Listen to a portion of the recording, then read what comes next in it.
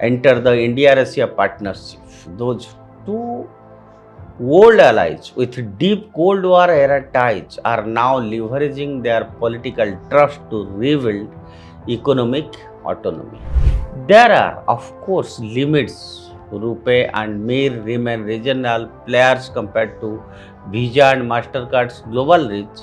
UPI and SPFS can process payments between India and Russia, but expanding this model to global scale will take a time, trust, and serious infrastructure.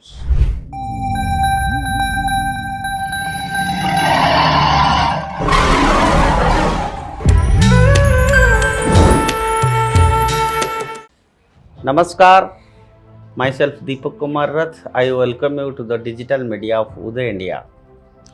And today in India Things, I'll speak about how India and Russia are rewiring global finances and without the West.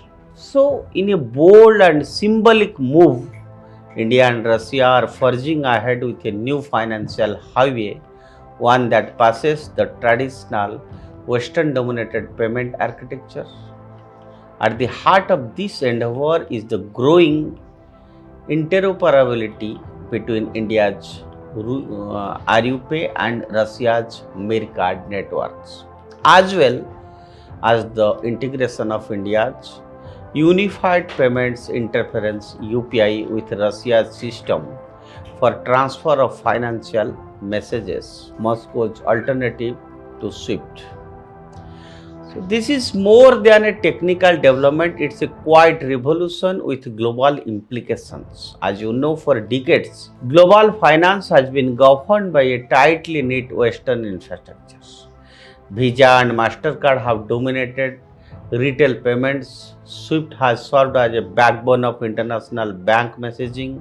But these systems are more than just pipes. They are tools of influence and increasingly of enforcement. When Russia was cut off from SWIFT in 2022, following its invasion of Ukraine, it was a stark reminder of how financial tools can be weaponized. For countries like India that walk a more nuanced geopolitical path, the risk of overdependence on Western financial rails became impossible to ignore. Enter the India-Russia partnership. Those two old allies with deep Cold War era ties are now leveraging their political trust to rebuild economic autonomy. Linking Rupay with Mir and enabling UPI to interact with SPFS not only simplifies bilateral trade, it also reduces vulnerability to third-party sanctions. Indian tourists in Russia and vice versa may soon pay seamlessly using their domestic systems, while business settle trade in local currencies without routing through Newark or London. The implications are far-reaching. This shift is not about isolating from the world but about rebalancing it. Both the countries recognize that resilience in the 21st century comes from the diversification. For India, integrating UPI, a digital payments juggernaut now processing billions of transactions monthly with friendly nations, is part of a larger strategy to project technological sovereignty. For Russia, which has been forced to operate under financial sanctions, it's a lifeline. But together, this collaboration signals a shared vision. A multipolar world must be matched by a multipolar financial system. There are, of course, limits. Rupay and Mir remain regional players compared to Visa and MasterCard's global reach. UPI and SPFS can process payments between India and Russia, but expanding this model to global scale will take a time, trust, and serious infrastructure.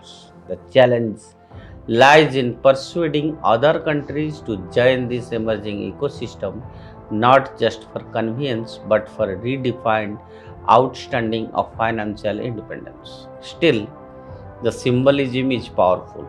In a world increasingly fragmented along geopolitical lines. Financial decoupling is both a symptom and a strategy. The India Russia model offers a preview of how sovereign financial systems might cooperate in the coming decades.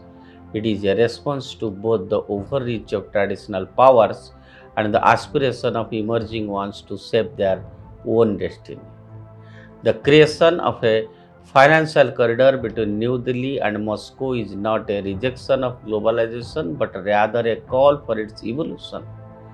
By building infrastructure that reflects a more balanced power dynamic, India and Russia are not just conducting trade, they are making a statement. The world is watching, and some are quietly taking notes. That's all for today. Stay tuned with Uday India.